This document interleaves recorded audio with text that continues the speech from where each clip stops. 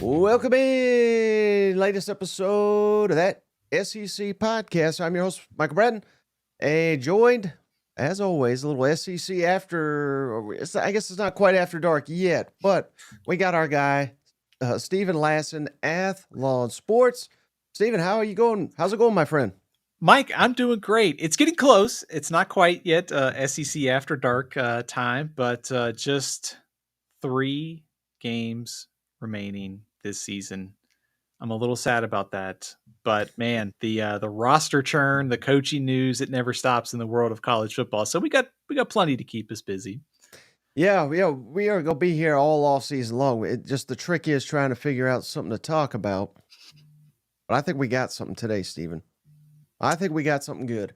How can we fix the SEC? The SEC's in disarray. We have succumbed to our Big Ten brothers it's like a family feud where you beat the crap out of your little brother for years and years, and then he hits that growth spurt, and then man, he just hits you over the head with a chair and you're knocked out. You know what I mean? That's how I feel right now, Steve, with the Big Ten, but maybe going toe to toe against each other in the national championship game. Is that the worst case scenario for SEC Mike? Is a Penn State Ohio State national championship? I won't even watch it if it's that. I promise you that. I'm rooting for Texas and Notre Dame, two better brands in my opinion. So let's see. I guess maybe Mike can watch the Alabama Georgia national championship game. One of the ones recently they just put those on and like an ESPN classic marathon of SEC championship games. But Mike, I think Texas has got a good chance to go to the national championship too. I know Ohio State's red hot, but this Texas team, and when we see it play it at its best, I think can win. So I think we're in for 2 pretty good semifinal games coming up, and certainly I think for your health, we all should probably be rooting for Texas. Yeah. So and then apologies. I guess I should have been a little bit more prepared, but on the back end, can we get predictions from you for the playoff games? Oh, absolutely, Mike. I don't want to tip my hand too much already, but you can bet I will be happy to give you a prediction. But I think we're in for 2 pretty good games. So fingers crossed, we'll get 2 close ones after some lopsided first rounds and some uneven, I guess, quarterfinal games. Yeah, so hey, as always, got to remind the cousins, Steven, that we're brought to you by MyBookie, the online sportsbook. Like Steven said, well, they got 3 games left, so get in on the action. Put in that promo code, that SEC, when you put in an initial deposit over at mybookie.ag. That's the website, mybookie.ag. Promo code that, THATSEC. They will match your initial deposit up to 50% today. We also got NFL playoffs, all these other sports.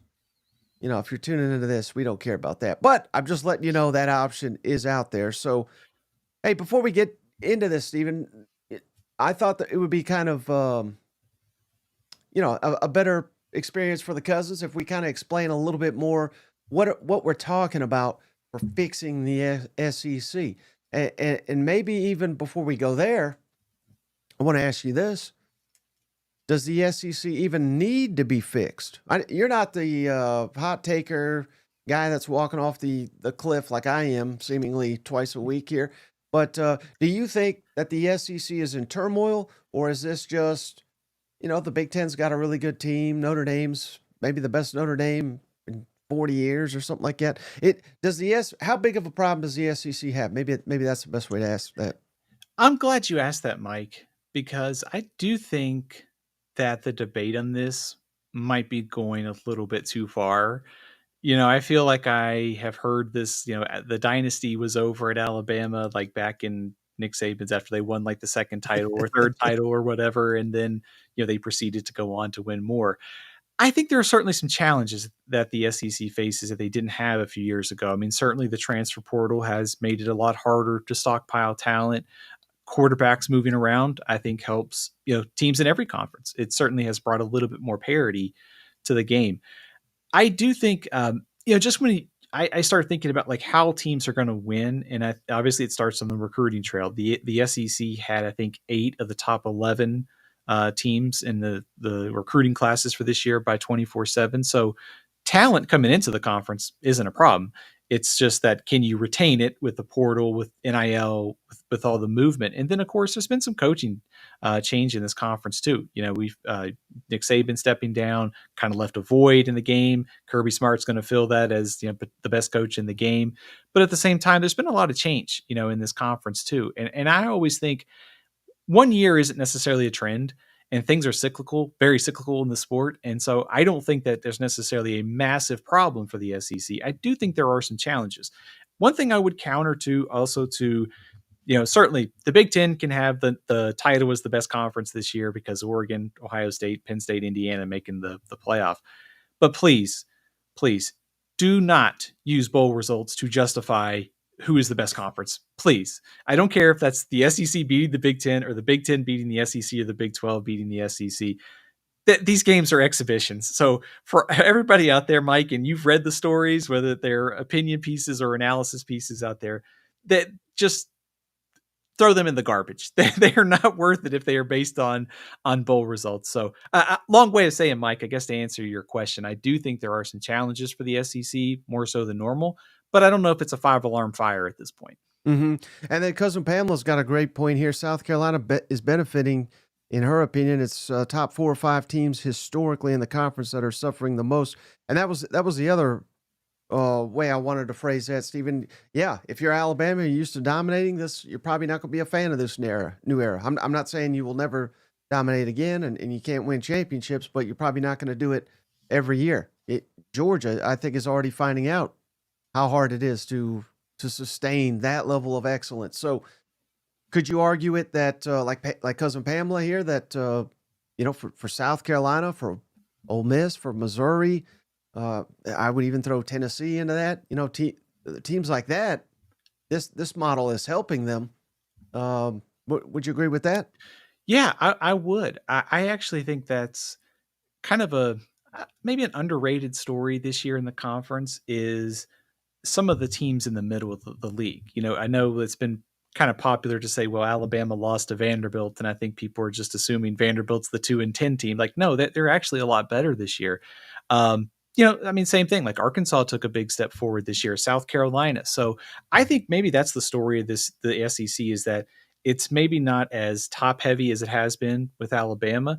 I still think Georgia and Texas are in that discussion. Obviously they were in the playoff, but the strength was the middle of the conference. And I know Mississippi State wasn't great this year. Kentucky wasn't great, but it also feels like if you start thinking ahead of what you could see in 2025, I don't know if there's necessarily going to be like an awful team in this league. Maybe Mike, you can feel free to disagree, but it does feel like the middle of the SEC is kind of benefiting from some of that parity and will continue going forward. Yeah.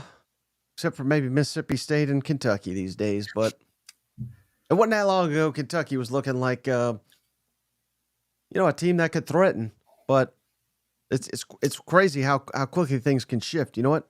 Mississippi State was also number 1 in the college football playoff rankings in the first season too. So, right. in a 8 to 10 year window, like these things can happen. I think, and I know we'll talk about this. I think there are some concerns, things that the conference and some of these teams need to work on, but I can tell you from working on the early top 25 for next year, there's a lot of SEC scattered through the top 10, through the top 15, and even down to the rest of the top 25 and even just outside of that. So I'm not a believer that this is a sign of things to come. I think it's more just a 1-year trend due to some factors, that coaching, player turnover, teams maybe not reaching its potential. Mm-hmm.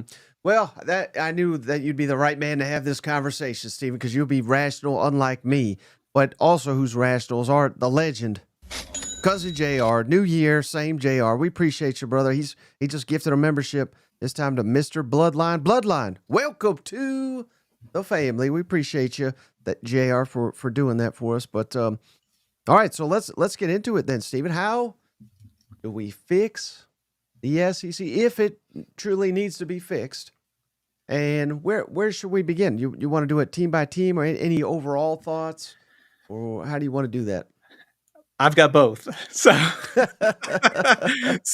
how about I'll throw out a big picture thought, Mike, and you feel free to disagree with me on this one. How about in 2025, the SEC wins its big time non-conference games right out of the gate. You've got Texas A&M going to Notre Dame. Notre Dame's going to be picked probably in the top 5 next year. That's a good way to start the season. You've got Alabama playing Florida State in week 1. Don't think Florida State's going to be top 25 in the preseason, but there's a chance right away to get a kind of a good victory. You've got Arkansas playing Notre Dame, LSU at Clemson in week 1. Oklahoma plays Michigan. Texas plays Ohio State in the first game of the year, which could be preseason number 1 and 2. There's opportunities early, middle, and late next season to get marquee non-conference victories. So that would be a good starting point, I think. Yeah, because I think it's fair to say the last 2 years, the SEC's come up on the short end. A lot of those matchups. And, most notably Texas whipping Alabama in Tuscaloosa. Right. We count that as an SEC win now, but we couldn't then. You know what I mean? So that was a rough one. I know they've held their own. LSU's been embarrassed every week 1 under Brian Kelly. And quite frankly, before him, Coach O too. That was the beginning of the end there for the beloved Coach O. I'm trying to think of some other ones that were really bad, but yeah, there are a lot of, and Syracuse, Tennessee, Syracuse next year, Virginia Tech playing in the Beamer Bowl against South Carolina to open next year. I mean, there's a lot of these games that you're right where this narrative can get flipped pretty quickly. But the SEC's got to take care of business, and quite frankly, they've not done it a lot of the time. Here's another wild card game that I think is actually pretty important to conference perception. It's Mississippi State hosting Arizona State. It's early in the season. Arizona State, of course, just won the Big 12. They took Texas to the brink in the playoff. And, these two teams played this season in Tempe. Arizona State took care of business. But I think there's probably favorable that Mississippi State's going to be picked near the bottom of the SEC by most this preseason. What if they win that game? All of a sudden you're talking about, okay, Mississippi State picked 15th in the preseason or 16th, and they beat maybe the preseason favorite in the Big 12. That sort of helps change the narrative a little bit, and I think would also showcase some of the depth that this conference has. So I think there's the marquee showdowns. The ones we mentioned also throw out Florida at Miami. After what Miami did to Florida this year, if Florida can go on the road and win, that would be huge. So there are plenty of massive showdowns in non-conference play, like I said, early, middle, and late to get big-time victories. And I think the narrative could quickly change, especially if they're against the Big Ten or against teams projected to finish high in the Big 12. Missouri, Kansas is another one too. Yeah. And then here's one that I threw out at you prior to starting the show. But do you think it would help the SEC, or well, certainly it would have to, but how much would it help if the SEC had some guys that were legitimate Heisman contenders? Because I think that, I don't know how much prestige the Heisman has anymore, but not having a single finalist, you would know better than I can't remember the final voting. I don't know if they had anyone in the top 8 or 9. I don't even know if they had. Yeah, I was going to say, I don't think it was even. Is there anybody in the top 10 who finished from the SEC this year? I don't think so. It was kind of a weird season, for Heisman contenders in the SEC. I mean, certainly I think some guys probably were in that conversation through most of the year. But no, Mike, I mean, it was no SEC player finished in the top 10. Kyle McCord was the 10th one, the Syracuse quarterback. So it was just an unusual year. And I think so. I think looking ahead to like the Heisman race and maybe some of the top players in the conference, I think my mind goes right away to the quarterbacks in the league next year, because I think this is the top quarterback league in college football next year. And it's not just Lenore Sellers coming back. You've got Nico, you've got Arch Manning, DJ Lagway. I even think Garrett Nussmeier too. Throw the guys in the middle of the conference too, like a Taylor Green, like a Diego Pavia. There's guys that are in the middle of the quarterback rankings that are probably going to take a step forward even more, and they could elevate their team. So I almost think quarterbacks living up to the hype, reaching their potential, being a superstar on the stage, I think that can also change the perception for the SEC next season as well. Because like I said, I think this is the best quarterback league next year already, I think, for 2025. Right. And I mean, throw in other guys like Marcel Reed. I don't believe you Yeah. mentioned him. Jackson Arnold, if he can live up to that hype at Auburn. And let me quickly, I don't want to detour too far here, but I don't believe we've talked to you since the Sugar Bowl. Thoughts on Gunnar Stockton, because there was some initial reaction. Some people think they need to upgrade, and I even did a Twitter poll. And I said, does Georgia need to hit the portal for a new starting quarterback? And 60% of the people said yes, but I don't think we have seen enough to make that declaration. One, I don't think there's enough quarterbacks right now in the portal that would be an upgrade over Gunnar. Right. I think he could be in that mix of breakout stars in the SEC. So, Mike, I agree with you. Like, I voted in your online poll, and my answer would remain the same. I do not think Georgia needs to go get another quarterback right now. Of the list of problems that Georgia had in that game, I mean, Gunnar Stockton was on there, but for a guy making his first start against one of the nation's best defenses, 20 of 32 for 234 yards and a touchdown, it's not bad. I think Georgia was let down by the other pieces. If you have receivers who continually not been able to catch the ball all season, no consistent run game, inconsistent offensive line, those things all rate very high in the list of problems for Georgia outside of Gunnar Stockton. So, I think just kind of looking ahead, Mike, I think this is a question like for not only for Georgia, but also for Alabama. You're going to have two teams that are traditionally picked very high in the rankings, and what happens with the quarterback situations at both. I feel pretty good that Gunnar Stockton's going to take a step forward next year, but how those two situations play out will also shape how these two powers will end up next year at the end of the season. Mm-hmm. Yeah, and Ole Miss fans are going to kill us in the comments too. Austin Simmons. Yeah. He looked good for one drive. I mean, he looks. I shouldn't mock that. He looks sensational for one drive. But again, you can't put too much in one drive. Do you remember? He threw a nice pass at the end of the Gator Bowl too. Yeah. Do you remember Jonathan Crompton? Where I just remember he played for Tennessee in one game against, I think, a LSU type, and he looked sensational. And he was just coming off the bench, I think. And then the next year he was a complete dud. But all off season, Tennessee had they had that LSU game to point to of why they got a star quarterback. But I digress here.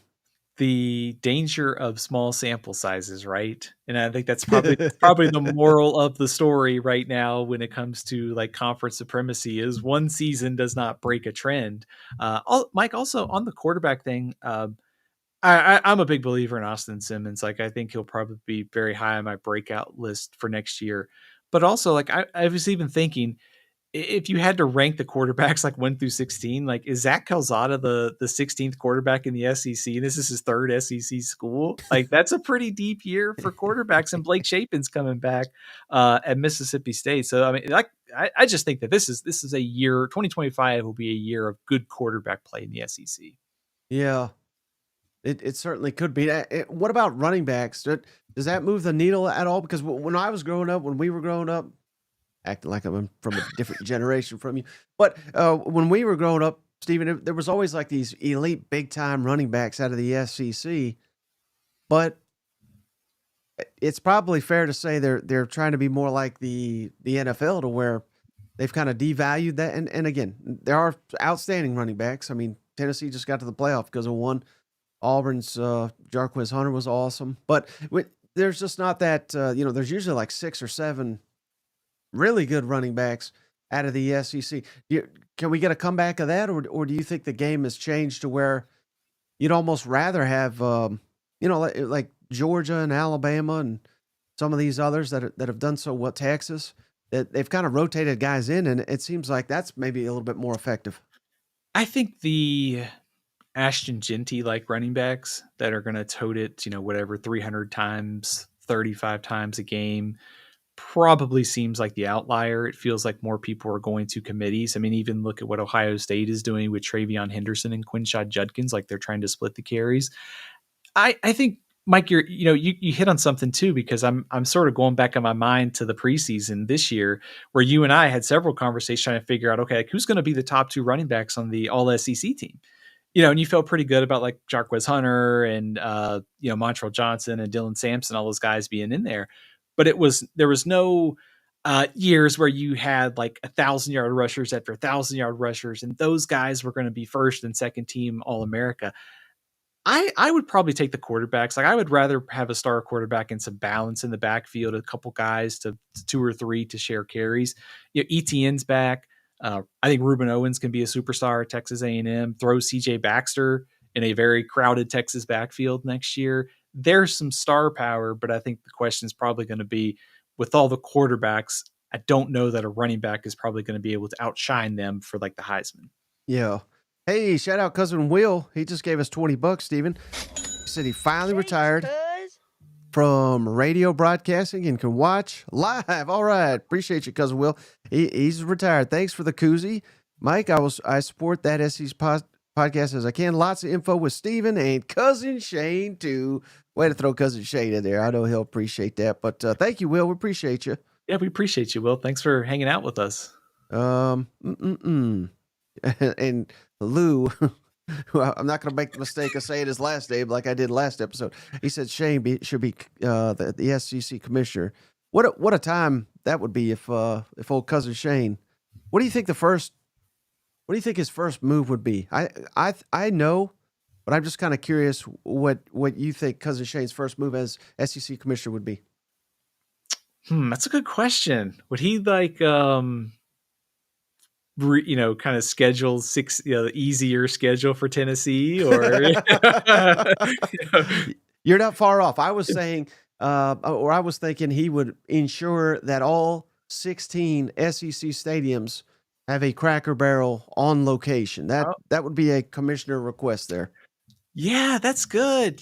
I think you always have to have like Feinbaum playing. It's like a rule. Like Feinbaum plays a Cracker Barrel every time he comes on, and it's like, it beams into all these locations. I like that. I think we could do Cracker Barrel, get cousin Shane, and he can he could be at the Dallas Fair too before the Oklahoma Texas game as like the main person doing the coin toss, sampling all the food. I think this has got great potential, Mike. Greg Sankey, watch out for your job.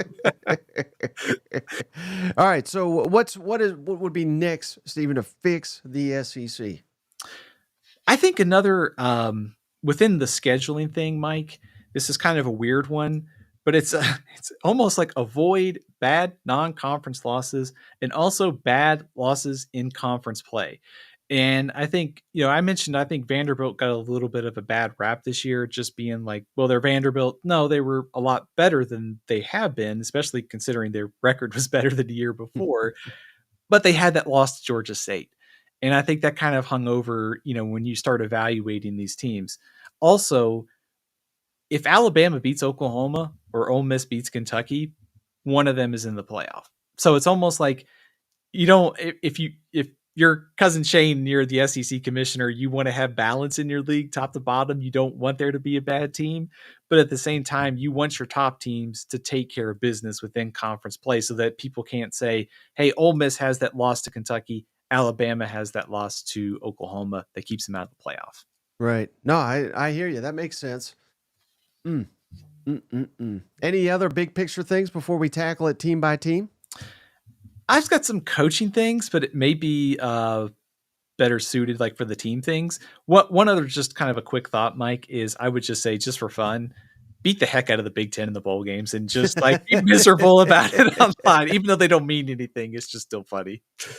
Yeah, I think we have missed our opportunity this cycle, but maybe Texas can prove a lot of these haters wrong and whoop Ohio State. I mean, that would go a long way to doing it, but wait, let me ask you this. I know this is just for fun, but because everybody seems to be, Ryan Day, he's an elite coach. He's the best coach in the country now. Let's say they lose by a wide margin to Texas. Will they be out on him just like they were about 3 weeks ago? I think he's probably done enough to quiet the critics. especially since I think the team coming back next year is in pretty good shape. Like they'll be picked 1 or 2 next year. Mm-hmm. Um, absent like some sort of like really lopsided game, if it's close, I think that probably just keeps everything quiet for another year. There is this thing out there called the NFL that's looking for a lot of offensive minded coaches. Maybe he gets tired of being at Ohio State. Maybe that's the domino that we may not expect. I think he's safe from the firing. We'll just see if the NFL takes a look. Yeah. Okay. Well, hey, Stephen, before we tackle this team by team, I want to remind the cousins that this week we are brought to you by Rocket Money. Check out rocketmoney.com. This is a pretty cool thing. They sent it over. They got Shane and I both signed up. I'm enjoying it so far. It's a personal finance app, and it's, however you want to use that. You want to save money, it'll cancel subscriptions that you are no longer interested in, that you didn't even know you were paying for. Hopefully not this podcast, but other things that'll help you. Maybe you got a gym membership. You don't go to the gym. Cancel that bad boy. Or football's coming to an end, unfortunately. Maybe you want to cancel your YouTube TV. All of that can be done through this Rocket Money app. It's really great. I'm using it to always monitor my credit score and try to build savings so I can buy some property this year. So go check them out. rocketmoney.com, promo code GAMEON over at rocketmoney.com/GameOn. Kit, though Jet says no cornbread hemp. Not this week. Sorry, buddy. Does cousin Shane have just an unlimited like Cracker Barrel allowance every like? Yeah, Rocket Buddy's gonna curb his he's actually on a diet, so no Cracker Barrel. He's miserable right now. Man, that is a great partnership there, Mike, because there is just so many things to keep track of these days. I don't know. I mean, just like 500 emails and accounts here and there and all these businesses. So yeah, support our great partners over there. Yeah, you'd be surprised how many subscriptions you didn't know you have. At least I was. When I signed up for this bad boy, I canceled all of them. Man, that's smart. You save a good way to start the new year, right? Just closing out the things that you don't need. Exactly. So, all right, Steven, let's get into it team by team. How do we save the SEC? And again, maybe for Alabama, it's a little bit different than Mississippi State because of where those two programs are at right now.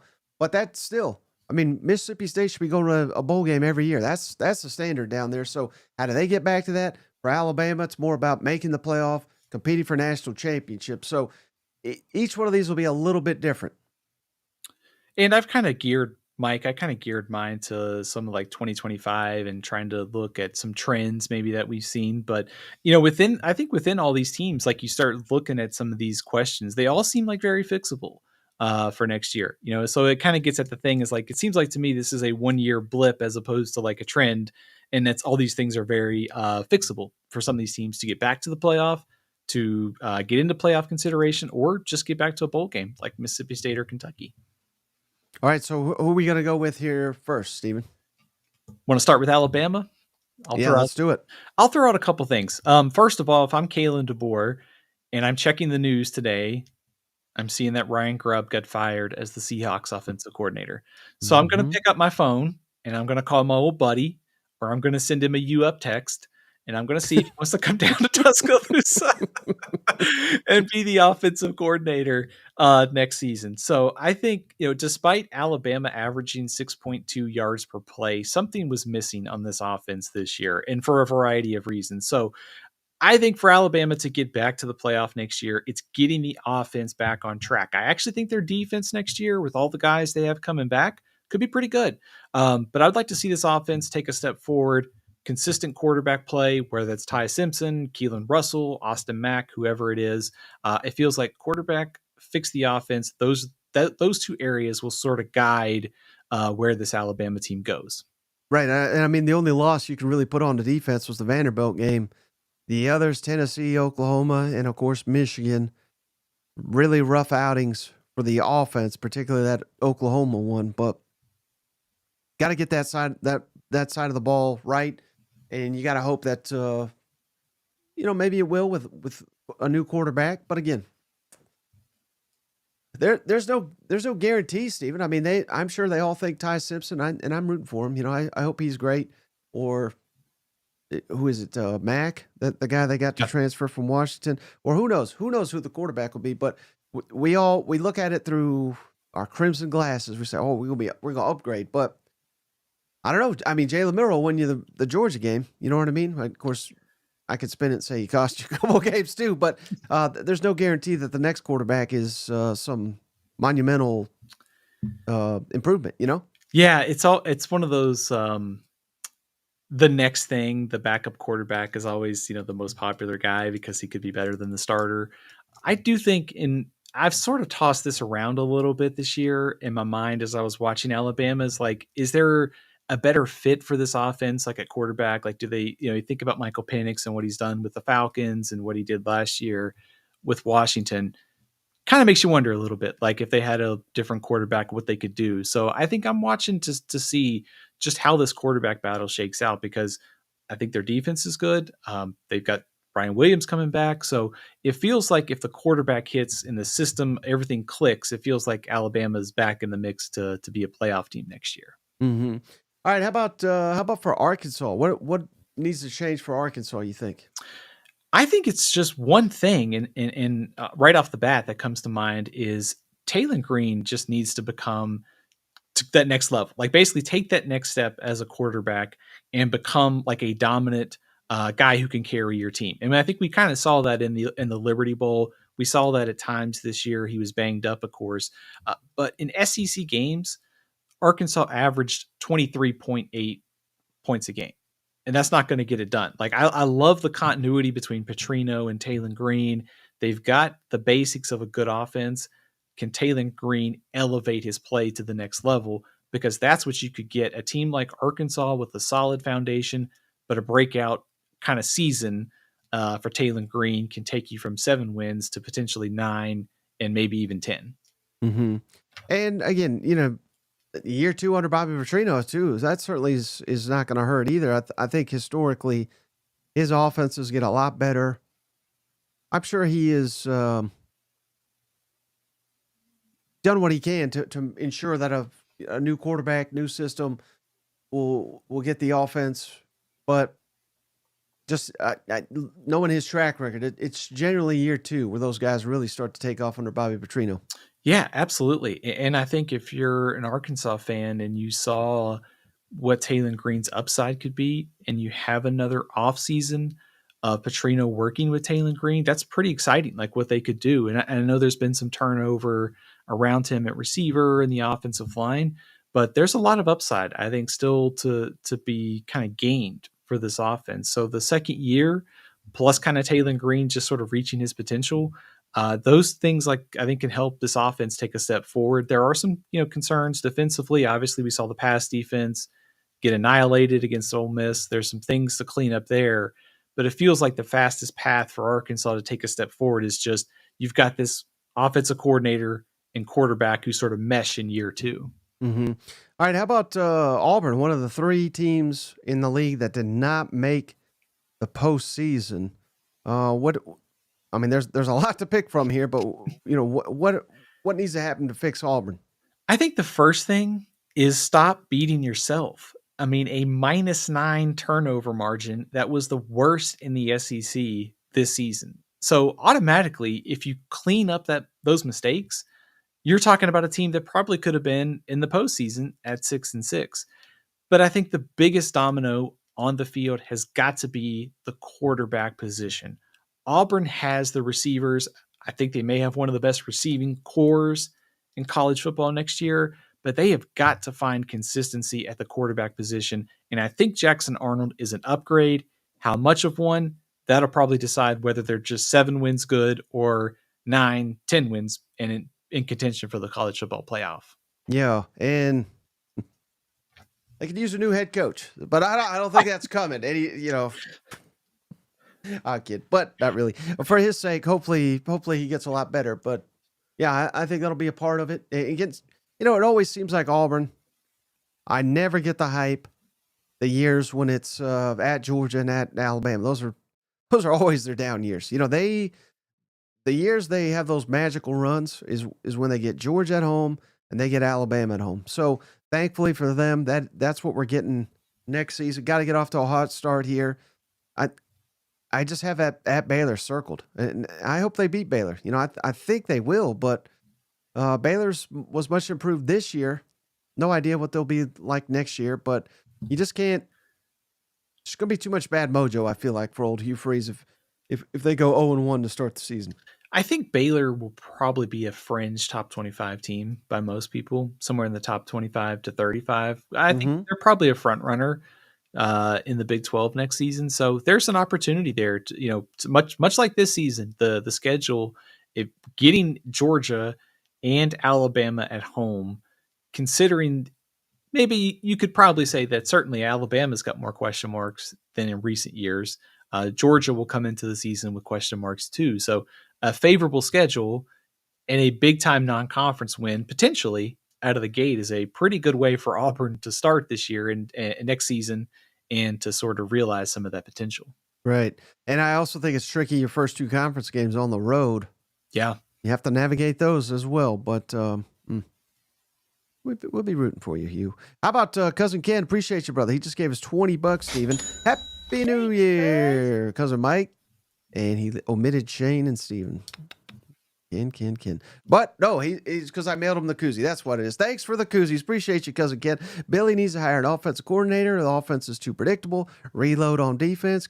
Gators lost a bunch of players on the defense, either to portal or declaring for the NFL draft. So what's your thoughts on Florida? There's Cousin Ken's thoughts. Are yours similar?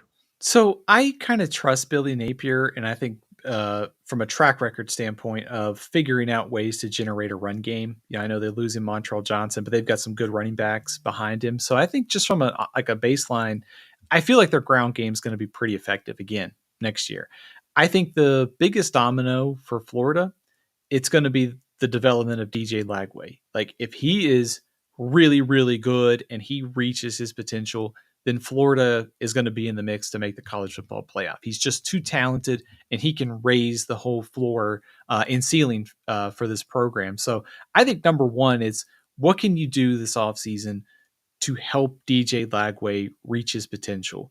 And then part two is everything they did on defense late in the year paid off. They were much improved in those last, 3 or 4 games of the season. So getting back to that and adding through the portal where you can to sort of restock some of these positions, because it feels like the defense is pointed in the right direction and you've got a difference maker at quarterback and DJ Lagway. Yeah. So, I mean, I think they're one of the more intriguing teams in the entire country. I mean, I think they're a dark horse for the playoff, thanks to DJ Lagway. If he continues to progress, if he's the best quarterback in the SEC, I think it'll take that kind of heroic performance to get there. But I'm not ruling it out based on the how hot they were to end and how hot they've been in recruiting in the transfer portal. They are spending money this year, so it seems like all their chips are on the table. Also, I think there's probably a like a story. I don't know if it's a storyline to this, but also I think just not going into the season where your coach is like number one on the hot seat list and the whole narrative has changed to some extent. Right. They're going into the season where they may be a fringe top 25, 30 team after all the bowl results are done and we see how the AP votes. But I mean, they're going into the season with a completely different narrative. Like the expectations are to be a top 25 team, but now they have this winning streak. They're not talking about the hot seat. Instead, they've got DJ Lagway and a much improved defense. So sort of the whole narrative around Florida has changed, and maybe that helps to not hear hot seat talk for the next, whatever months. Right. All right. How about Georgia, Stephen? What do you see for the Dogs? And again, there's what they need to do is a little different because the expectation there. I mean, heck, they won the SEC, but didn't make the Final Four of the college football playoff. I don't even know if making Final Four is cutting it for them. It's championship or bust, really. At times, it's been hard to figure out this Georgia team this year, just because of how inconsistent they've been. And also, I think maybe some of the things we saw, like within the games, receivers dropping passes. So my first thought on Georgia went to, does Kirby need to make some coaching staff changes? And is that offensive coordinator? Is that position coaches? what do they need to do to make sure they're getting the most out of the roster?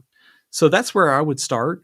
I also think when you start looking at the personnel for next season, your evaluation of Georgia is just really going to be how you feel about Gunnar Stockton.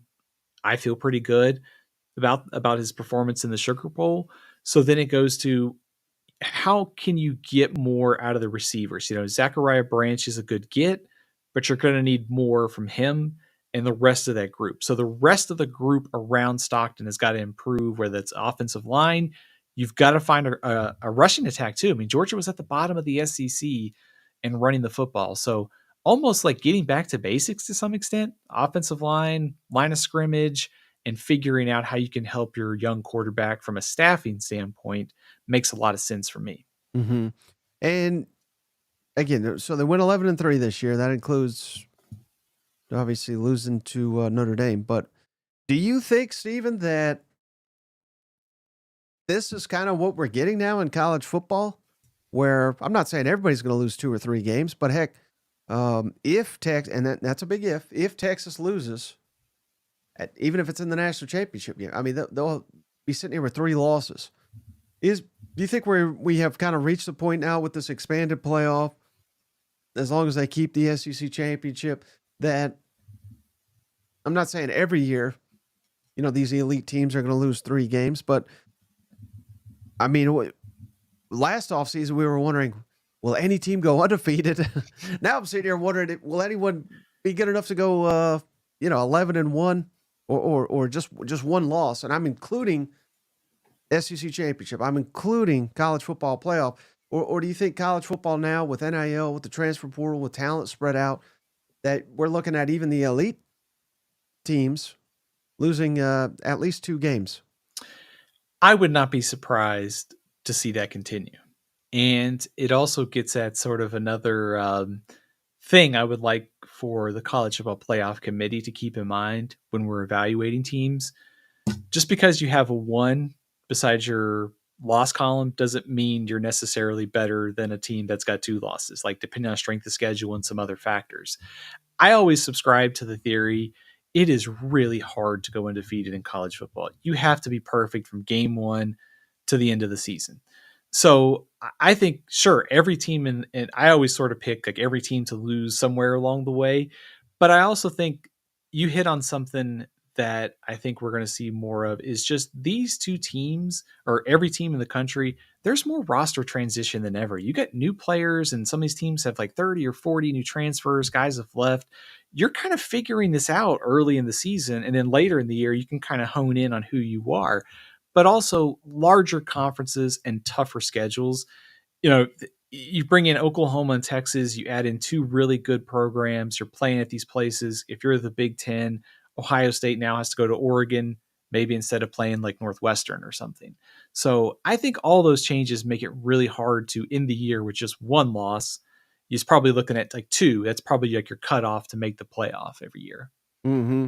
All right. How about where are we at here? Kentucky. Oh, buddy, this is gonna be a tough one for you, Steve. I apologize. One of the other teams that did not make the postseason, one of 3, Auburn, Mississippi State are the others. What's Kentucky got to do to turn things around? I think the biggest priority has got to be at some point they have got to find a quarterback at home that they are comfortable, and he's like a homegrown quarterback. So you don't have to go into the portal every offseason to find somebody. Like this year with Zach Calzada, we'll see where it ends up. Cutter Boley may end up being the starter, but Kentucky has been so reliant on the transfer portal to find a quarterback, and you end up with the cycle of one guy comes in, he's there for a year, you're trying to find the next one. That's really hard to have a 100% hit rate on these quarterbacks. So I think finding a quarterback who can be your guy for the next 2 to 3 years. But also, Kentucky's got to get back to playing good defense. Like when I think about Mark Stoops early on in his tenure, when they were having success, it was line of scrimmage, run the ball, play good defense. And they gave up nearly 6 yards a play in SEC play this season. So there's work to do on both sides of the ball. But for me, quarterback play is a big part of that. Yeah, I mean, been that way for a while there at Kentucky. and transition. That offensive coordinator is certainly not helping. Transition away from their. You kind of hit on it there. Their DNA of being kind of like the SEC's offensive line. They need to get back to that too. 100%. I mean, I like the fact they have went so heavy in the portal and trying to bring in offensive linemen. I think they've got like 4 or 5 committed this year. It's this was the big blue wall. Like they churned out offensive line talent. Took guys that were maybe a little under recruited, developed them, turned them into all SEC players, which allowed them to sort of play that style, to be able to be physical, run the ball, and take the pressure off the quarterback. So there's a lot there. There's a lot that they need to get back to, but having a good quarterback for a couple of years could really make a difference and make up for some of these deficiencies elsewhere. All right, how about LSU, Steven, with the $100 million man? Cousin Shane says they hired the wrong Notre Dame coach. How does that? I would imagine it starts, and it has already started, with their incredible spending in the transfer portal. I'm a big fan of LSU's transfer class. I think what they've done through rebuilding the offensive line and the receiving core, they are on the right track for next season. And there's a lot of potential with Garrett Nussmeier coming back and being a year better. So I think the thing that sticks out to me the most is there's going to be a lot of transition next year for LSU on the offensive side of the ball, a receiver, an offensive line. So they've got to get the offense back up to speed quickly, especially when you play Clemson in the season opener. But I think in the sort of big picture thing is, can LSU get back to playing top level defense in the SEC? This is a group that sort of year over year, previous seasons, you would pencil them in to have one of the best defenses in the SEC. I think Blake Baker has this group on the right track. Can they take another step forward next season? So I think if I'm LSU, you have figured out the good offense under Jaden Daniels and Garrett Nussmeier, but can you get the defense playing at an elite level? That will be kind of determining how high this team could go next year. Yeah, and they used to be elite at running the football too. They've not really, I like their freshman. What's his name? Durham. Caden Durham, yeah. He looked really good at times, so he could be a potential star. But retooled offensive line. We'll see how that all works out. But yeah, I mean, this is one of the hotter seats, I think, in the country, in terms of a guy with high expectations that needs to deliver next year. Is it fair to say they need to become a more complete team, and not, like, to your point, they need to run the ball probably a little bit more effectively with running backs and also on defense? Is that maybe a fair way to kind of sum up where this team is? Yeah, I almost think that's what you want to be. Yeah.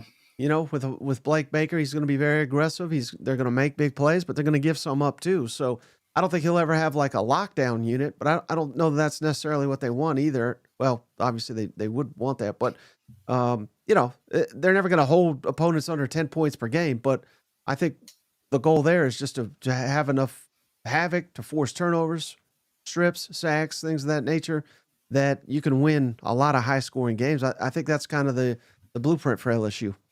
I think that makes a ton of sense. And I think, havoc rate, timely stops on third down and in the red zone, like if you can just get a little bit better at those things, plus giving up a few more, like a touchdown less per game. I think Bo Davis is a really good defensive line coach, and I think he'll continue to sort of develop the guys they have. So if you can get a little bit better on defense to go with an offense, and maybe you run the ball a little bit more, you protect your defense a little bit, that they can go into Clemson and win the first game of the season. I think, given the Clemson struggles and on defense this year, I know they'll have a new coordinator next year, but at the same time, it feels like that could be a good way for LSU to sort of get past the losses from the last couple of years, and also sort of announce, like, hey, 2025 is going to be the year that LSU makes the playoff. And I think, the one opponent that could determine success for LSU, and it determines success for them as well, Ole Miss. Come on, 10 wins. Had they beaten LSU, they should have beat them. They were winning the whole game till the final play. They'd be in the college football playoff. What does Ole Miss got to do with a major roster overhaul this offseason there in Oxford? I kind of struggled with this one because it feels like the formula for Ole Miss is working. You know, they've been elevated this team to the doorstep of the playoff, and their biggest problem this year was they couldn't close the door in games against Kentucky and LSU. Like they're literally 2 plays away from being in the college football playoff. So it's almost like, can you be better at the margins? But also, I think trying to run back the same thing next year is going to be difficult. Which brings me to, can you get Austin Simmons up to speed quickly? And I think they will.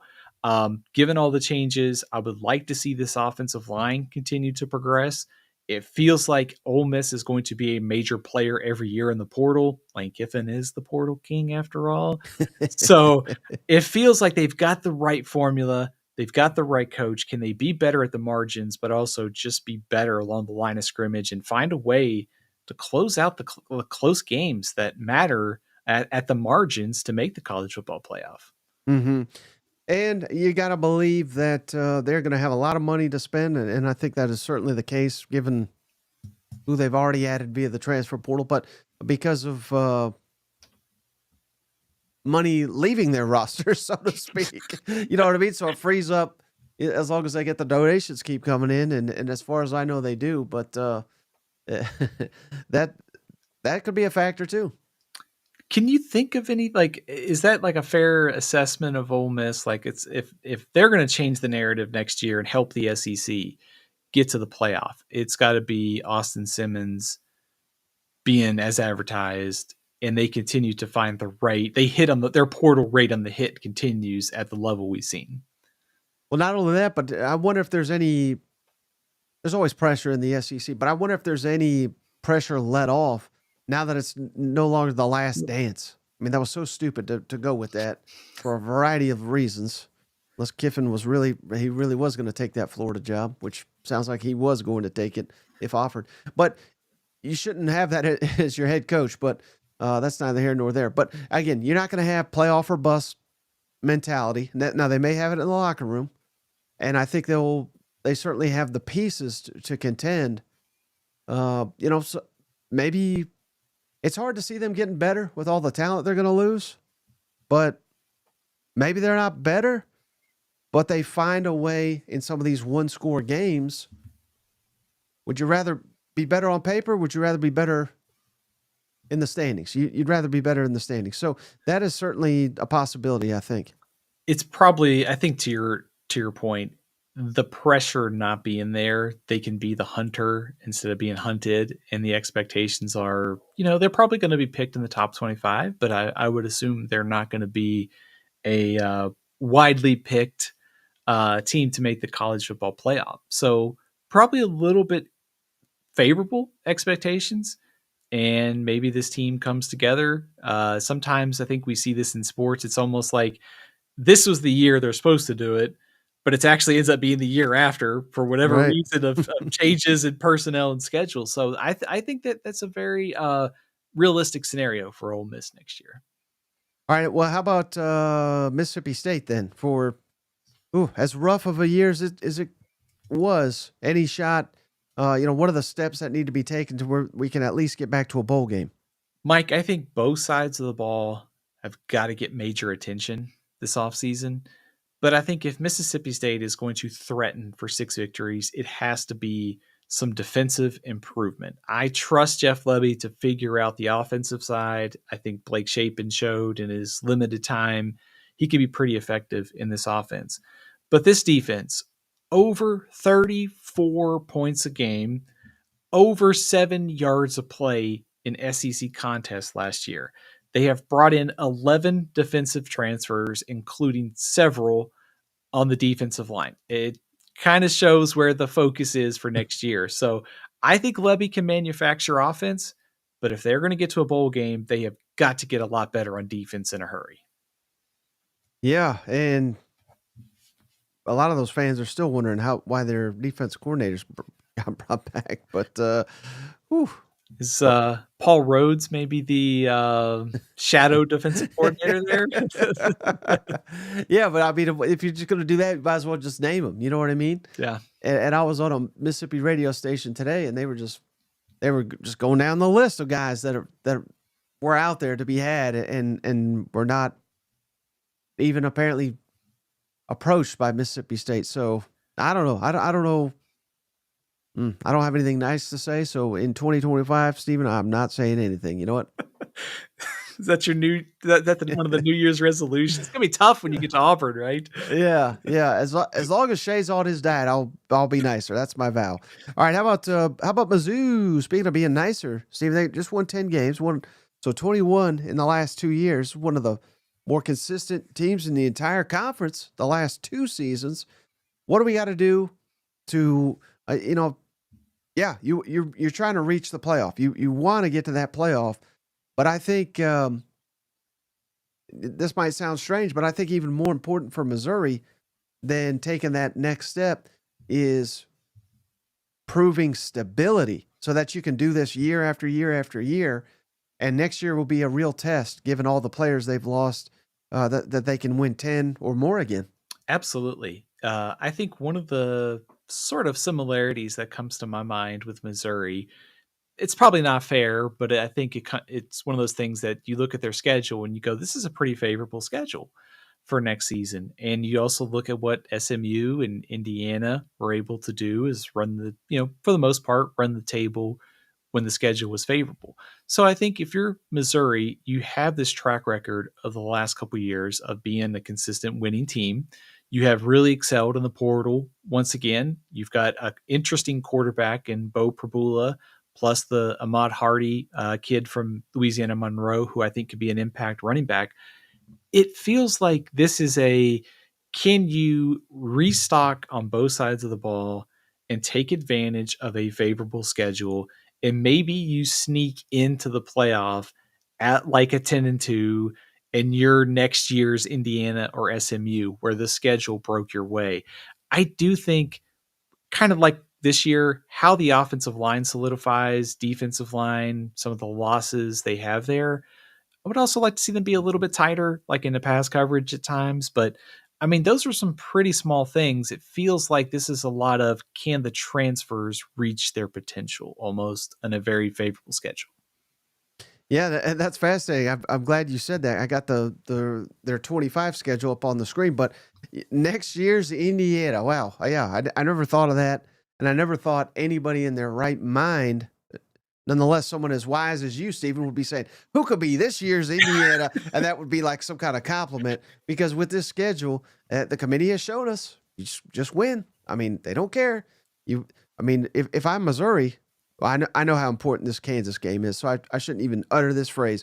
But what did Indiana do, Stephen? They had one game like that, Louisville, and they bottomed out for some junk team and didn't even hurt them. So if it wasn't an arch rival that you're dying to see, I'd say just pay that one off. We don't even have to pay them, but I do want to see them beat Kansas at home. But that'll just help. But yeah, I mean, you want to talk next year's Indiana? This very well could be it. It's going to take a lot to go right for Missouri for them to reach that goal. But I also think you could look at like Prabula, like his limited snaps, very promising at Penn State. Being a full-time starter is totally different, but his mobility could be a huge asset when you talk about a rebuild offensive line. I think you kind of trust Eli Drinkowitz and the staff to sort of find the right answers because they have the last couple of years. But when you get, Texas A&M, you get Alabama, you get South Carolina at home, those are and Kansas, like 4 of your tougher games. No guarantee you can go on the road and beat Auburn or Vanderbilt, Oklahoma, Arkansas in this conference. But if they can get to 10-2, they're right there because of the schedule and also what we've seen this year. That if you can just get to that 10-win mark, you're in pretty good shape to make the college football playoff. And I've had a lot of people ask, Stephen, who's that week 1 Purple Bears? I just looked it up. Do you know who that is? Is that Central Arkansas? Yeah, you nailed it. That's why you're the encyclopedia. So Central Arkansas and Purple Bears. I mean, that'll be that'll be another 70-0 type ball game. All right, how about Mike? Have you seen Central Arkansas's field, by the way? Oh, please tell me it's purple. It's purple and like a gray color. Let me see if I could locate that real quick. I mean, now that this is too good not to. Oh, buddy. Yeah, here we go. Okay. Check this out, Steven. I just figured out that I can do this. Uh-oh. Recently, I think I screwed it up already. Here we go. So for all the listeners out there, yes. Well, this is going to be horrible audio, but check this out, Steven. We can do this now, and you can actually see there in the top right. It's good night. That's hideous, isn't it? That's a hard watch. I think, I've gotten used to like Boise's being like the blue color. The hardest one has to be Eastern Washington because they have a bright red field, and it like hurts my eyes to watch that kind of a football being played on a bright red field. Ooh, you ain't lying. Look at that. I think the purple one's better than the Eastern Washington one. Let's get that junk off the screen here. We should make Cousin Shane cover a game up here. That'd be hilarious. All right. Well, speaking of awful football this year, how about Oklahoma?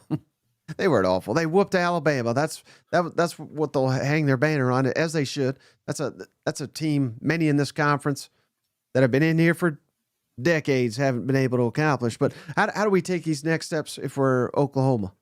Mike, I think you have to hope that John Mateer is the second coming of Johnny Football, and hope that he changes this offense in a hurry, because I think you trust Brent Venables, you trust the ability to build on defense, even though Zach Alley is gone. They'll figure things out on that side of the ball. Also got great news with R. Mason Thomas coming back for his senior year. That's a huge get for that defensive line. So I trust their defense to be fine. If they can get anything going on offense, there's a chance that this team makes a big jump from 6 wins to 8 to 9. It is a very difficult schedule, but for me, everything at Oklahoma revolves around Ben Arbuckle and John Mateer and how effective they can be next season. Yeah, can you fill me in at all, Stephen, on they just added Oklahoma State safety, I believe, and then a guy from Florida State, defensive lineman. I think he was a former 5-star. Are those guys, how big are those additions? Pretty big. So Kendall Daniels, pretty versatile defender. Honestly, I would not read a ton into Oklahoma State's defense this year. They were really bad. Not his fault. I think they had a coordinator who was a little overmatched, as evidenced why they kind of told Mike Gundy, you're going to make these staff changes or you can find the door over here. The other one, Marvin Jones, is really interesting. His dad is Marvin Jones. Of course, he played in the NFL. He's a Florida State legacy, really talented. And I think this gets at kind of what I think Brent Venables can do, is that we saw this at Clemson and we see this at Oklahoma. You can find really talented defensive linemen, may haven't reached their potential yet, and get the most out of them. And so I think Marvin Jones showed flashes at Florida State, but there's another level that he can get to based upon the talent. And I think that's the challenge for Brent Venables, is to kind of get the most out of him. Mm-hmm. Yeah, so that's interesting. Oklahoma's going to be, I think, one of the biggest wild cards next season in the SEC. It's just, it's the same deal. People are going to get tired of hearing about it, but their schedule is like the new Florida schedule, where it's a gauntlet. Now, we said the same thing about Florida. Florida just won 8 games. And if they weren't playing such a gauntlet, though, probably would have won 10 or 11. It was that bad. But, if you win 9 games with this schedule, Venables may be coach of the year. Absolutely. I was counting the games on Oklahoma's schedule, and I would not be surprised to see 9 or 8 of those teams in a preseason top 25 ranking. And basically, every team outside of Illinois State, Temple, and Kent State next year. And certainly, I think of those last 7 games, I think most people will have 6 of those in preseason top 25. So it's really, really difficult schedule. But also, that Michigan game, September 6th, if we're talking about how the SEC can claw back respect, right? There's an opportunity against Michigan, who probably will be better next year. Right. I was just going to highlight that. So that goes right to your first talking point. That'll be a big one for the SEC and the Big Ten coming down to SEC country. I think I always think Michigan's overrated. So yeah, I'll lead Oklahoma on that one, but we'll see. I know they signed a quarterback. Oh goodness, he's going to come in. He's going to come down to the SEC week 2, Steven, and have a big game. I don't see it.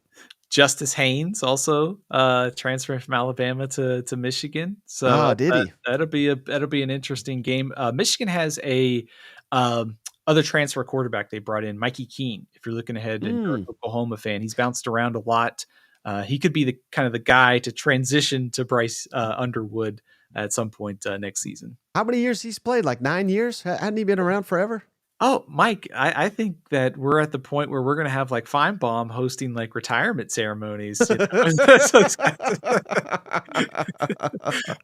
All right. How about South Carolina, Steve? What do they need? Now this is one, they're right on the edge, making the college football playoff. So they're another one. I think consistency, that's what I'll be searching for from South Carolina. But again, if Lenore Sellers continues to progress, there's no reason they can't be in the playoff discussion by the end of the season. Absolutely. I almost think it's one word that sort of sums up where South Carolina needs to go, and that's just growth. Because if Lenore Sellers takes that next step, any concerns on the roster are sort of minimized. And they've got questions on both sides of the ball. They've got a difficult schedule. But to me, this is all about your quarterback could be a top 5 quarterback in college football and probably should next season. So if Lenora Sellers is as good as advertised and he takes that step forward, South Carolina's got the chance to go to 10-2 and make the playoff. Yeah, and now we'll see. Again, it didn't look like it in the bowl game. We don't make too much of the bowl games, but Mike Shula, I'm very fascinated to see his impact on this offense because now all of a sudden, again, limited sample size. I don't know if it's fair or not, but losing Dow Loggins, that looked like a blow in the bowl game. But again, who knows? Mike Shula could be an upgrade, but I think that and his relationship and his ability to develop Lenore Sellers could very well define the season for the Gamecocks next year. Absolutely. I think fair to say that Mike Shula is probably one of the most interesting, one of the most important coordinator hires for next year. Also, I think if you're South Carolina, making sure you've got help for Dylan Stewart off the edge, with Kyle Kennard off to the NFL. One underrated thing, I think, how do they replace like Rocket Sanders, at running back, just making sure they have somebody who can also tote the rock. Maybe it's by committee. No transfer additions yet there. I think they feel pretty good about the guys they have, but help their offensive line. Like there's some small things within that, but still Shula and Sellers, how does that combo mesh next year will be pretty important for South Carolina. All right, how about Tennessee, Stephen? What do they got to take that next step? They reach the playoff, but for a lot of fans, felt like it's just such a deflating way to end the season. But again, they did what many of these haters are saying. They did what many of them could not, and that was reach the college football playoff. Tennessee is a really fascinating team next year because they're losing a lot, offensive line, receivers, defense. So it brings me back to one person, and that's Nico. Tennessee's going to need Nico to take that big step forward. I thought we would see him be a little better this season, but I think later in the season, I think he certainly improved. And of course, he did a lot in that game against Ohio State. So I think it's just about, can you get Nico to reach his potential?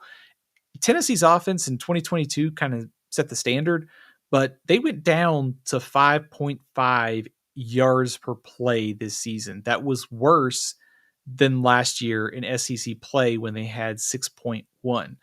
So this offense really kind of needs to get back on track, and part of that could be just Nico taking the next step. Yeah, but next season's schedule is just so favorable for them.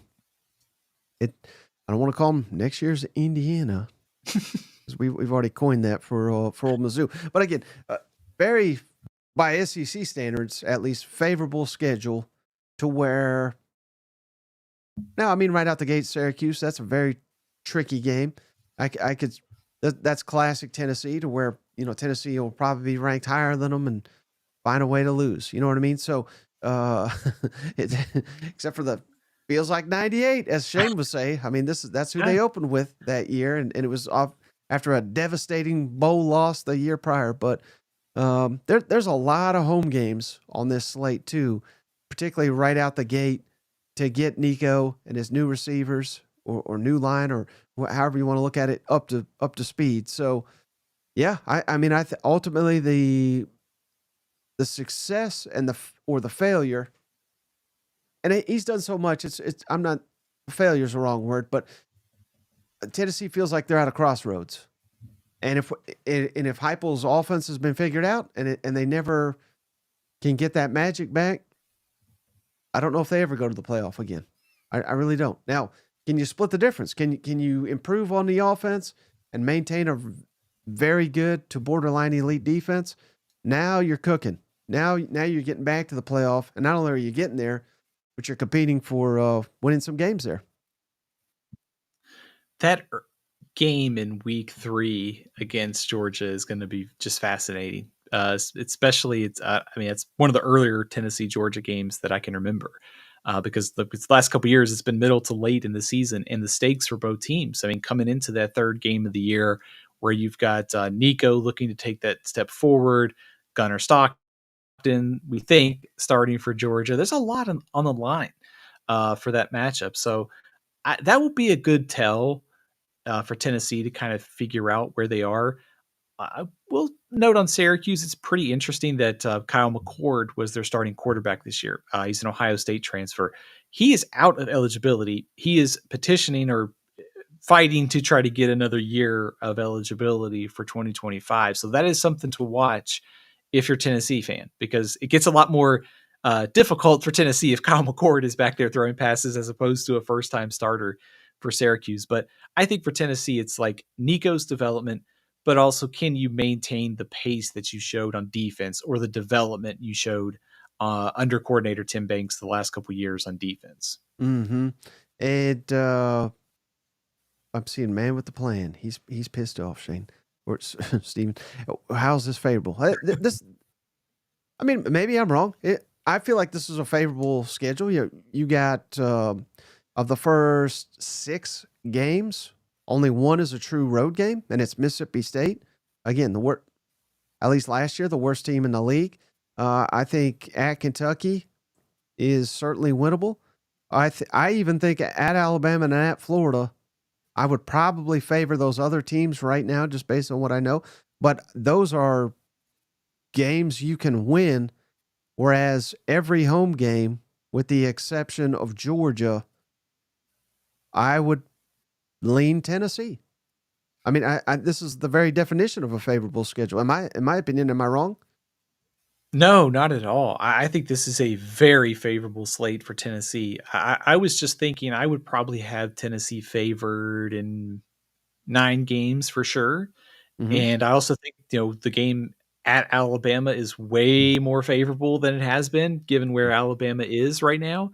Right. Also, if you think about just how the season played out for Tennessee this year, they lost to Arkansas. They get Arkansas at home this year. So I think this breaks, from a home standpoint, from the teams they miss. There's no Texas. There's no Texas A&M. There's no LSU, Ole Miss. I mean, they miss a lot of the better teams in the league, and they've got certainly 2 toss-ups on the road, but at the same time, all those home games, maybe with the exception of Georgia, like you said, are winnable. Right. And heck, crazy things happen, Steven, in old Neyland Stadium. Of course, said that 2 years ago. They opened the game with a 75-yard touchdown. I was like, buddy, this is the year. Then they lose 45-7 after that. So I'm not counting them to beat Georgia until I actually see them do it. All right, how about let's move on, Steven, to Texas, and they're still playing, obviously. So we're gonna get Steven's thoughts on their playoff game here in just a moment. But there's not much that needs to be fixed other than beat Georgia. If you can manage Georgia, you're perfect.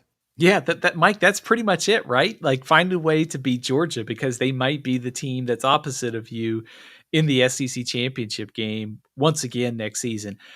I think just thinking about how the season played out for Texas, it's almost sometimes it felt like they were playing with their food, so to speak, especially against Arizona State with how they jumped out to the early lead. They couldn't run the ball. They couldn't put Arizona State away. They kind of played around with Vanderbilt too. It's almost like, can you find a little bit more consistency? Can you be better in the red zone? Some special teams, obviously, some things and kicking to clean up next year. But it's hard to find a whole lot of things to find flaws in for Texas because they've been to the semifinals 2 years in a row, and there's a chance that they could play for the national championship still. Right, and based on the majority of their fans, Stephen, they're not only massively upgrading at quarterback with Arch Manning. So again, we're rooting for him, but no pressure. Yeah, no pressure. He is the definition of the backup most popular man on campus. You know what? Oh, without a doubt, Mike. It has been the Ewers Arch dynamic and what happens next year, whatever Ewers decides to do and how Arch does, is going to be one of the most interesting storylines to watch. I have no doubt Arch is going to reach his potential, but starting out at Ohio State in 2025 is pretty tough for a quarterback in his first full year as the starter. Yeah. Any truth to the rumor, Steven, that the SEC added Texas and Oklahoma simply because Arch went to Texas? I don't know. I cannot confirm or deny that, but that would be something, wouldn't it? Sounds like you need to get Commissioner Cousin Shane on the phone and do a thorough investigation here. All right, how about A&M? Steven, what do they need to do besides finish the deal? Because it was all there in front of them, and it went away like a fart in the wind, and now we're sitting here at 8-5. And again, I hate to say it, it feels like they're at a bit of a crossroads. It does, but I think there's two areas that they could clean up next season, and it sort of take this program from 8 wins good to 10 wins in the playoffs. So the first one's going to be on the pass defense side of things. We saw Mike Elko after the game in the Las Vegas Bowl, fed up with the pass defense. So next year's got to be, and they may work on this 1,000 times between now and the start of the season, but cleaning up the pass defense, finding guys who can play the coverage that Elko wants. And also, they will have some turnover up front, so that makes your secondary even more important. The other one is you now have the weapons to decide whether or not Marcel Reed is your guy. Like, the receivers at A&M are so much better than they were last season. So you've got the playmakers. You've got a quarterback who shows that, hey, the moment has not been too big for him. Can you help this offense take a step forward? Like, is he a guy who can be a difference maker, or does he have to just be part of an offense where the margins are pretty small? They lean on their defense and run game. So Marcel Reed's development, clean up the secondary, those two things kind of determine whether or not A&M is a playoff contender next season. Mm-hmm. And one thing I'm a little concerned about, though, is just what we liked about A&M heading into the season this year was, they had all these marquee games at home. Now there are a lot of them on the road here, specifically, of course, Texas and LSU and Notre Dame. So now you just made it harder on yourself. Can you do it? Can you go on the road and take care of some of the tougher teams you're going to face? That's going to determine whether you go to the college football playoff or not. Absolutely. And I think maybe the optimism for A&M ought to be that now this is the second year under Mike Elko.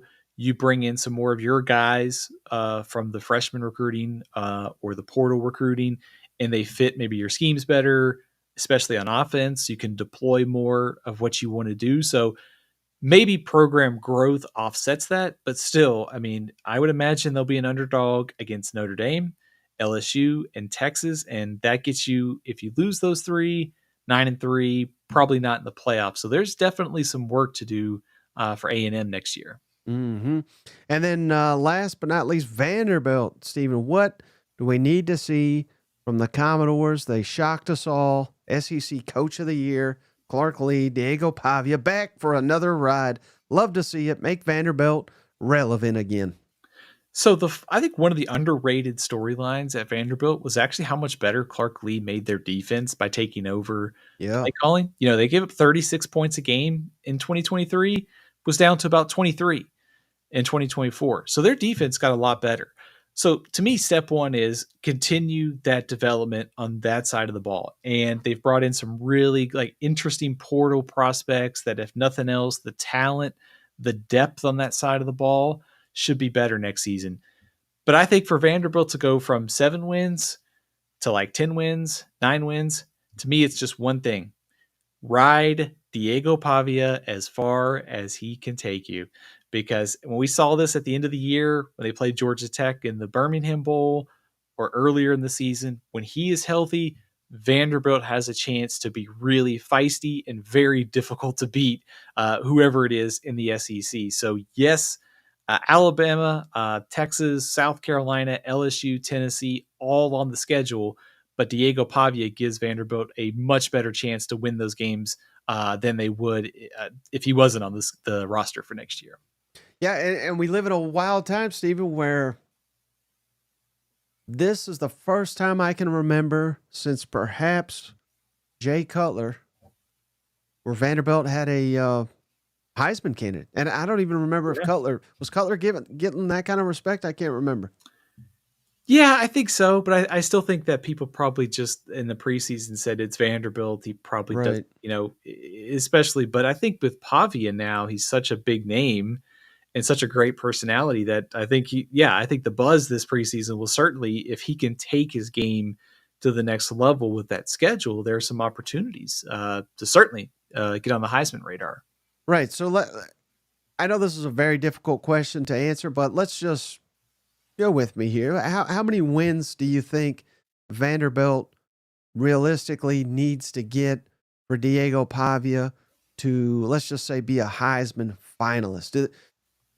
Because, reaching the playoff, I think he'd be a lock, but I don't know how realistic that is, if that makes sense. But, maybe winning 9 games or something like that. Now I see that as possibly something that could actually happen. Yeah, I was going to say maybe 9-3. I think he would need to have that Lamar Jackson type season. When he won the Heisman Trophy. I think he threw for over 30 touchdowns and ran for over 20. So he had a pretty monster season. That's asking a lot of Diego Pavia. But I think if you have a really special season statistically, and maybe Vanderbilt pulls off an upset or two, and you're sitting there at 9 wins, I don't think it hurts that he's got name recognition coming into 2025.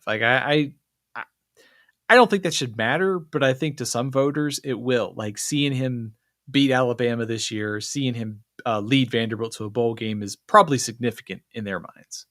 Yeah, and I don't know if he beats Alabama and Auburn again, I don't know if they have an equivalent to the Heisman in the state of Alabama, but give it to Diego Pavia if nothing else. You know what? Yeah, he's got to be the new governor of Alabama. That's the rules. Sorry. All right, Steven. So we hit on every team. I wanted to ask you about this before we let you go, but obviously we got a huge playoff matchups coming here to cap us off. Let's just not go in order here because we want to hit on Texas, but Texas, Ohio State, they're in the Cotton Bowl in Arlington. Not Dallas. I've been corrected on that, Stephen. But again, judging by the footballs, again, I get it. Ohio State's playing out of their mind. They destroyed Tennessee. Then they turn around and, quite frankly, they may have looked even better against Oregon, which was previously undefeated. So I get it. I think even even realistic Texas fans are probably going into this one saying, all right, I can see why they're favored. But the way I'm looking at this, I think Texas matches up better than Ohio State, than Tennessee or Oregon with Texas defense, and there's particularly their secondary, and they have talent all over their offense. I think they've got better overall talent than Oregon or Tennessee. And again, I'm not guaranteeing Texas is going to win, but I do like Texas and the 6 points of the spread. I think that's the best bet this weekend. I agree. I was surprised that it was that high. I think a big question for me in the playoffs so far is it feels like Texas has not played its best game. It feels like there's another level they can get to on both sides of the ball. I mean, the red zone, finishing drives, making sure you get touchdowns instead of field goals, being able to run the ball with more consistency. Like, there's some small things they can clean up. But I think what's interesting about this matchup is Texas, from a defensive standpoint, I think has the pieces to sort of slow Ohio State to give them a chance to win. Because you've got Colin Simmons, you've got a good defensive front, you've got a linebacker, Anthony Hill, who can be a difference maker, and Jahdae Barron and everybody else in the Texas secondary. I don't know you can necessarily stop Jeremiah Smith, but you got to find a way to slow him down. And somebody who was as good as Jahdae Barron was during the regular season, I think is probably better than Oregon or Tennessee, certainly in defending the pass. So I think that gives Texas a pretty good chance here. I mean, their line of scrimmage is going to be super, super important because Ohio State's offensive line has looked a lot better the last 2 weeks. But this Texas defensive front, I think, is just as good as some of the ones that, certainly Tennessee and Oregon, with the havoc they could create and also the way they can cover. So if you want to slow Ohio State, I think it starts up front. And I think that's kind of where my intrigue is going to. Like, can Texas get some pressure on Will Howard? Can they slow the two running backs for Ohio State? There's a lot of optimistic angles you can take, I think, if you're Texas. Hey, correct me if I'm wrong, Stephen, but Ohio State does not have Cam Scatterboo. That is right. Yeah. So without that, I mean, that he may have been kryptonite to old Texas there, but they didn't. I know they got two outstanding running backs. We all know on this show all about Judkins, but I don't know. I've never seen Judkins take over a game like Scatterboo did against Texas. Yeah, that's something interesting too about Texas is, like, from a defensive standpoint, they have not played their best game because, I mean, during the season, I think the two opponents that did the best against Texas from an offensive production have actually been the last two, Clemson and Arizona State. It has been a little surprising to see that. So I think that's kind of why when I look at that spread, I go, I think it's too high. It just feels like, did Texas kind of play around a little too much the first 2 weeks, and now, like, okay, reach the semis. We got Ohio State coming in red hot. There's maybe some potential for Texas to play its best game, but they're gonna have to stop the run a lot better than they did last week, and they're gonna stop the pass better than they did against Clemson to beat Ohio State. Mm-hmm. Yeah, and some really good coaching matchups. But does Texas? How do you think Texas matches up with old Jeremiah Smith, though? Man, I don't think anybody's going to stop him. I think to use a term, you have to hope to contain him a little bit. So, but the problem is, I think if you devote too much attention to him, like Egbuka could beat you. They can swing the ball out to Judkins or Henderson in space. And Ohio State has done a really, I think, good job in the last two games of getting to the edges, like letting those guys get out there, as opposed to what they did against Michigan, was just to play the game in the phone booth at, between the tackles. So if I'm Texas, like, open field tackling is important. Don't let a 10-yard gain become a 50-yard touchdown. And I think if you want to slow Jeremiah Smith, it probably starts up front, letting Colin Simmons, Anthony Hill, and that defensive front get after Will Howard and stop them from being able to throw the ball way downfield is probably one way you could do it. Mm-hmm. And again, the reason I highlight Arlington, I think there's going to be a lot of Texas people. I think it'll be a lot closer to a Texas home game than anything Ohio State has faced in the playoff. Yeah, and I think Ohio State kind of has this Ohio State against the world mentality going on right now. And I think they have kind of fed off of the loss to Michigan we got motivation, nobody believes in us kind of thing. So I almost wonder if the very pro Texas crowd could actually help Ohio State in a way. It's like just going straight into the Lions Den, and they're going to be facing all these Texas fans. But that this also gets at something you and I have talked about is, you saw the crowds at like the quarters, like putting those games on campus is so much better. Like, wouldn't this game be Yeah. so much better to have like either Texas or Ohio State hosting them? I know we're going to see it next year, but it'd be nice just to have this game on campus. Yeah. No, that would be amazing. All right. So, if you are ready, Steven, do you have a prediction for this game? Give me Ohio State 27. Give me Texas 24 in a thriller. Yeah. See, I think you're kind of on the money there. I think a field goal type spread is more accurate. I think people are just, this is what people do, Steven. They get Ohio State loses to Michigan. All these people thought Tennessee was going to beat Ohio State. I mean, it was nonsensical. Ohio State looks like the second coming of LSU 2019. They're favored by over a touch, by around a touch. I mean, I think it's a little too reactionary, to be quite honest with you. But and then any thoughts on the other matchup? We don't have to spend much time on it, but Notre Dame, Penn State. Thoughts on that matchup in the Orange Bowl? Probably going to look a lot like the Sugar Bowl, where a game that is lower scoring, very physical, very much built on defense. I would be surprised if either one of these teams probably breaks into the 30s. Like I like it kind of like 24-20. I've got Notre Dame winning a close one, 24-20. I don't feel great about it, to be honest with you. This one, like I said, it probably comes down to the margins, like small mistakes, like who gives up a big play, maybe a turnover. Keep an eye, I think, on Abdul Carter, the defensive end for Penn State, who's hurt. But this one, the other game is probably going to feature a little bit more offense. The Penn State Notre Dame game is very much like Georgia Notre Dame, where yards and points will be hard to come by. And correct me if I'm wrong, but didn't Ohio State Notre Dame, didn't they play last year? Was it last year? Or was that 2 years ago? I think that was 2 years ago. Yeah. Gotcha. Ohio State and Penn State, of course, they did last year, 17-13. Ohio State won. That was that last second touchdown. Yeah. Final play of the game. And of course, Ohio State and Penn State have already played this year. So anybody but Ohio State and Penn State because I couldn't take it. You know what? Mike's going to counter program if Ohio State Penn State.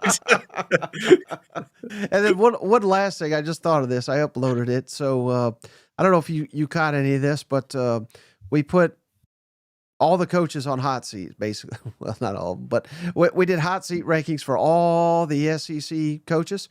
0 means absolutely no hot seat. And the guys I had, Kirby, Lane Kiffin, Shane Beamer, and Steve Sarkisian. I put Drinkwitz, Josh Heupel, Clark Lee, all on a 1, which means virtually no hot seat. Mike Elko 2. I put Jeff Lebby and Billy Napier 3. Kalen DeBoer, Sam Pittman, Hugh Freeze, Brian Kelly, all out of 4. And my 5s were Brent Venables and Mark Stoops.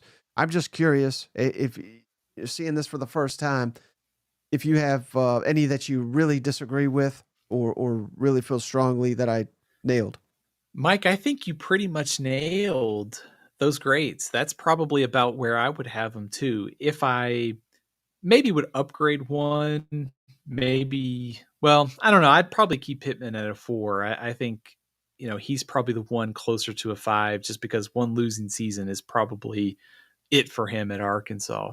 But the rest of those look pretty spot on. Maybe you could move Mike Elko to a 1 based upon the start to the season and the good vibes around the program. But really, I can't disagree with anything. And I think if anything, this shows that the coaching carousel in the league could be very active next year and is also going to be a very, very big talking point during the 2025 season. Yeah, no doubt. And this is the first time I can remember in a good while. I'm trying to think when there was no coaching change in the SEC. Can you remember?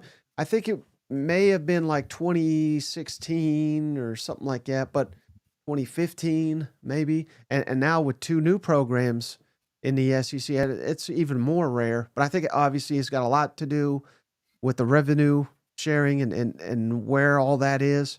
But as soon as they get that figured out, there's going to be some firings. I promise you that.